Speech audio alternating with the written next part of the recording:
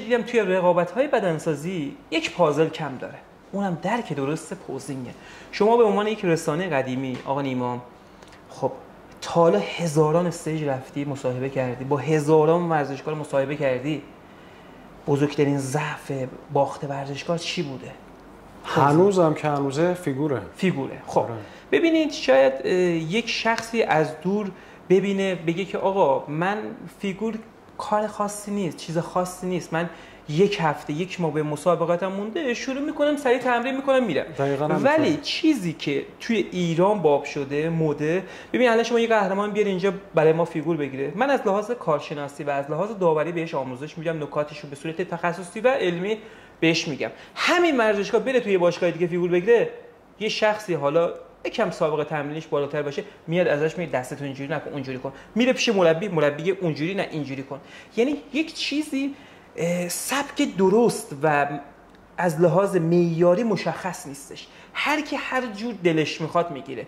یا یه ورزشکاری که مثلا نگاه میکنه فلان قهرمان خارجی پوزش اینجوری گرفته، منم حتما باید اینجوری بگیرم. نه، هر پوز مختص خود ورزشکاره، ورزشکار باید مطابق به آناتومی خودش فیگور بگیره. اینجوری نیستش که هر کی دلش بخواد بگیره. از کجا بفهمه که مثلا بهروز باید چجوری فیگور بگیره، وحید باید چجوری فیگور بگیره؟ آناتومی رو از کجا باید بفهمه؟ خب آناتومی، ببین بهروز تابانی مدل فیگور گرفتنش با یه ورزشکار کلاسیک خب خیلی فرق میکنه.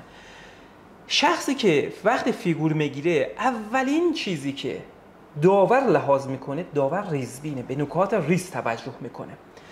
ورزشکاری که وقتی پوز میزنه باید تو تمام پوزاش به حواسش باشه. ما هیچ بدنسازی تو دنیا نداریم که پکیجش کامل باشه و هیچ ضعفی نداشته باشه، همه یه کوچولو ضعف دارن.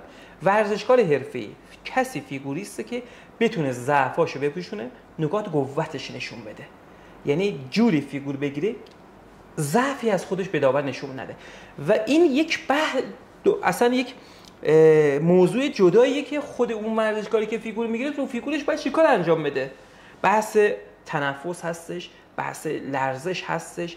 اصلا داور از شما 3 ثانیه فیگور نمیخواد، داور میگه که 10 ثانیه حداقل باید فیگور بگیری، 7 ثانیه باید فیگور بگیری و شما بتونه این 7 ثانیه فیگوری که میگیری کامل نگه داری، از فیگورت خارج نشی. این یه موضوع بعدی هم که آقا نیما، ورزشکاری که ما میره روی استیج فیگور میگیره، چون این ورزشکار همش جلو آینه فیگور تمرین کرده، همش جلو آینه بوده، چیزی که جلو آینه فیگور میگیره 180 درجه روی استیج فرق میکنه. چه فرقی میکنه؟ خب من جلو آینه دارم فیگور میگیرم، خودم خوشم میاد، لرزش ندارم، خوبم دیده میشم، خب ولی همونو میرم روی استیج میگیرم. خب الان شما جلو آینه وایسی فیگور میگیری، درسته؟ جزئیاتتو میبینی، ضعفاتو میبینی، سریع تو جلوی فیگور درستش میکنی. درسته؟ آینه رو از جلوت بردارن، آیا اون ضعفی که داشتی میتونی اصلاحش کنی؟ بدنسازا بدون آینه نمیتونن فیگور بگیرن. بدون آینه. به خاطر همینه که اصلا استیج آینه نیستش که ورزشکار باید جوری پوزاشو بگیره که حالا من پیشنهاد دارم برای این موضوع که ورزشکار چیکار کنه روی استیج فیگوراش مسلط باشه، کامل بگیره. ورزشکار، من پیشنهادم اینه که ورزشکارا جلو آینه فیگور بگیرن، خوبه توی باشگاه اینا، ولی سعی کنن از خودشون ویدیو بگیرن، یه گوشی بزنن، دوربین بگیرن، از خودشون ویدیو بگیرن، سرام فیگور بگیرین، بیاین سرام فیگور رو توی بعدش که اجرا کردی توی گوشی چک کنین، هر جزئیاتی که ضعف داشتی برو بلافاصله همون رو درست کن. جلوی گوشی، جلوی دوربین فیگور گرفتم، این وقت ضعفات چک می‌کنی، ملکه ذهنت میشه دیگه، روی استیج تکرار نمی‌کنی. حالا یه مطلبی از شاید خود بدنساز حالا فیلم خودش رو ببینه، شاید باز هم ایراداشو متوجه نشه. اون فیلم رو وقتی به کارشناس نشون میدی تازه ایرادها مشخص میشه. چون شاید من جلوی آینه اینقدر دیدم خودم چشم عادت کرده دیگه. دوست دارم همیشه هم اینجوری است، ما دنبال نقاط قوتمون تو آینه میگردیم. بله. که ببینیم فلان جامون خوب شده، ولی تناسب و اون ژسته و صفر کردن رو بعضی وقت متوجه نمیشیم، کارشناسی متوجه میشه. خب ببین نیما جان، این باز یک ضعف بزرگ توی ورزشکارای ایرانی ما هستش، حتی تو مربیای ما هم دارن. اینه، ببینید ما 2 مدل فیگور گرفتن داریم، یه مدل از لحاظ دید کوچینگ داریم، یه مدل از لحاظ دید داوری داریم. اکثر ورزشکار ما از لحاظ دید کوچینگ فیگور میگیرن. من یه مثالی برای شما بزنم. شما یک توی فیگور شکم و کنترل پا، درسته؟ بله. وقتی اسم فیگور درسته، فیگور شکم و پای، ولی داور بجز اینجا به شکم و پا به عضلات دیگه هم اینجا توجه میکنه. شما هر چقدر عضلات شکمت خوب باشه، عضلات پات خوب باشه، ولی ضعفی که داشته باشی، این ضعف باعث میشه که امتیاز منفی بگیری. من مثالم کاملتر کنم. ببینید ورزشکار میره توی باشگاه، جلوی مربیش فیگور میگیره، مربی فیگور شکم و کنترل پا نگاه میکنه، شکمو داری، پا رو داری، عالی، برو پوز بعدی. خب شما وقتی دستتو که میذاری پشت سرت، اولین نکته‌ای که داور توجه میکنه میخواد ببینه بدن شما اچه یا نه. وقتی شما دستتو میذاری پشت گردنت فیگورتو اجرا کنی، زیر بغلت طول، پهنی، قدی زیر بغلت میبینه. اگر قدی زیر بغلت کوتاه بود، بدنت اچ نشون میده. اچ یعنی خداحافظی قهرمان، یعنی تمام، اچ نشون بده. شما باید جوری بتونی فیگورتو اجرا کنی، زیر بغلت باید پهن باشه، بدنت وی نشون بدی و دستی که میذاری پشت سرت، فکر نکن داور بازوتو پشت بازوتو نمیبینه. داور اینجا ریزبینه. ببین به نکات ریز امتیاز میده. اینجوری نیستش. شاید مربی بگه کامل ببینه، نظرش بده. داور ریزبینه. داور از ساق پا تا پیک بازو نگاه میکنه. همه چی داور امتیاز میده. به زیر بغل امتیاز میده، به عضله جلو بازو، پشت بازو، ساعد امتیاز میده. اصلا خیلی فکر نمی‌کنم ساعد مثلا امتیاز نمیده. به خاطر همینه که نظر من اینه که چون کاری هم که ما آقا نیما انجام میدیم، ما از لحاظ دید داوری آموزش میدیم، کارشناسی آموزش میدیم. دید کوچینگ کاملا فرق میکنه.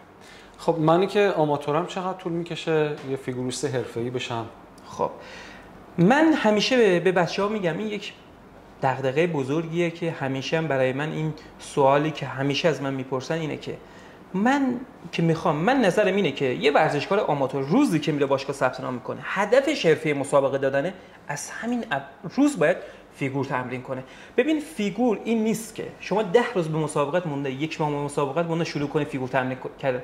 فیگور خودش یک تمرینه. فیگور اصلا خیلی فکر میکنم فیگور فقط روی استیج، نه.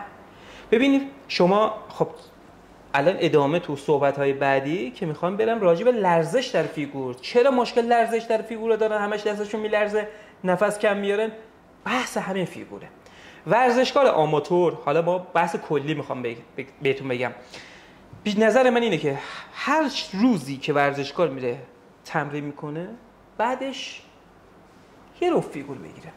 روزی هم که ورزشکار باشگاه نمیره، پیشنهاد من اینه که خود فیگور باعث میشه شکل و فرم عضله رو میسازه. خود فیگور باعث میشه اکسیژن رسانی بیشتری تو عضله ایجاد بشه. فیگور فقط برای استیج نیستش. شما میخوای چارت از خودت هم عکس بگیری، میتونی قشنگ پوزات و زاویات رو بدونی که چجوری فیگور بگیری. ببین هنوزم که هنوز آقا اسلام توی باشگاه ما کسی که فیگور میگیره ما میگیم ببین خود نمایی داره میکنه و یه خود ورزشکار هم یه جوری خجالت میکشه که مثلا بعد جلو بازو میزنه بره بازوشو اینجوری کنه. خب شاید این هنوز این بحث روحی روانی هست، در حالی که این باید بشه جزء تمرین و هر عضله رو که میزنی باید به فیگورتو بگیر. با دیگران چیکار داری؟ آینه هست، نور باشگاه هم خوبه، همونجا فیگورتو بگیر. این هنوز ذهنیت جا نیفتاده. آقا نیما این چرا جا نیفتاده؟ به خاطر همین که ورزشکاری که حین تمرین بخواد پوز بگیره یا لخشه، امکان داره بیان بهش گیر بدن، یا امکان داره که همه نگاه کنن، اون ذهنیتی که داره فکر میکنه که الان همه میگن خودنمایی نه. این اشتباه. همین کارو نکردن که الان توی فیگورشون ضعف عضله و ضعف دارن که فیگورشون میلرزه. بهترین زمان تمرین فیگور برای عضلات ضعفی که ورزشکار تو حین تمرین نمیتونه عصب عضله‌اش درگیر کنه، تمرین پوزه. شما هر عضله‌ای که توی باشگاه تمرین میدی، بک، پا، هر عضله بلافاصله فیگور همون عضلات رو بگیر. این باعث میشه هم عضلات به قول قدیمی‌ها پخته تر بشه و هم که کامل بتونی عصب عضلات نگه داری و در گذشت زمان باعث میشه استقامت عضلانی شما بالاتر بره و اون لرزشی که تو فیگور که عرض کردم دیگه اون ورزشکار نداره. آره واقعا خیلی تاثیرگذاره. بعد آقا به نظر چند ثانیه من هر فیگورامو نگه دارم؟ ببینید یک فیگوریست به نظر من حرفه‌ای باید 10 تا 15 ثانیه بتونه فیگورش نگه داره. اصلا کار بدون نفس کشیدن؟ نه آفرین. اینجا نفس کشیدن من میخوام بگم که خیلی فکر میکنن تو فیگور نباید شما نفس بکشین. اشتباهه. شما باید توی فیگور بتونی نفس هم بکشی ولی فیگورت خراب نشه. ببینید یک ورزشکاری که قدیمی خیلی فیگور تمرین کرده 10 تا 15 ثانیه نگه میداره، 20 ثانیه هم نگه میداره. خب ولی ورزشکاری که آماتوره یا اصلا قدیمیایی ما ورزشکارایی که حرفه‌ایان نمیتونن بیشتر از 5 6 ثانیه 7 ثانیه نگه دارن. درسته رو است شما 7 ثانیه فیگور نگه می‌داری، نهایتش 10 ثانیه هستش. بعضی موقع می‌بینید تو 5 ثانیه پوزت عوض می‌کنی. خب این چجوری؟ ببینید وقتی ورزشکارهای ما وقتی یک پوزی رو میگیرن از همون اول میان نفسشون رو خالی میکنن بعد پوزشون رو میگیرن. این اشتباهه. ورزشکار باید اول محتوای فیگور رو بگیره. محتوای فیگور چی میتونه باشه؟ مثلا در فیگور جفت بازو اول ورزشکار میاد فیگورش توی 3 شماره تو بدنش فیکس میکنه. شماره 1 پاره فیکس میکنه، شماره 2 میاد لگن و شکم، شماره 3 چیه؟ بالاتنتش فیکس میکنه. این شماره 3 که فیگورش فیکسه، حالا شماره 4 چیه؟ نفسش خالی میکنه. وقتی شما محتوای فیگور تو بگیری، نفستو بعدش خالی کنی، شما راحت میتونی 5 ثانیه نفس تو پوزتو نگه داری. حالا اکثر ورزشکارا ما میان چیکار میکنن؟ تمام نفسشون رو توی پوز خالی میکنن، توی فیگور خالی میکنن. این اشتباهه. ورزشکار باید 1/3 نفسشو توی شش نگه داره. وقتی که 5 ثانیه اولی که وقتی با اون نفسی که قبلش همیشه قبل از پوز، یه نکته هم بهتون میگم، شما باید حتما یه دم خوب داشته باشین. این نیستش که شما دم نداشته باشین بعد نفستون خالی کنین. اول یه دم باید خوب داشته باشین، بعد نفستون خالی میکنین. 1/3 نفس توی شش میمونه. حالا وقتی خسته شدی شروع میکنه اون 1/3 نفسی که توی شش هستش آروم آروم باش نفس میکشی که فیگورت خراب نشه. اینا نیاز به تمرین داره. حتما باید ورزشکار تمرین کنه. ورزشکار عادی گفتنش آسونه ها، ولی تو اجرای مقدار سخته دیگه. مخصوصا کسی که اینا رو نمیدونه، همین چیزی که شما میگی همه نفس رو خالی میکنن بعد میگیرن. بله. در حالی که باید نفس باشه بگیری بعد خالی کنی.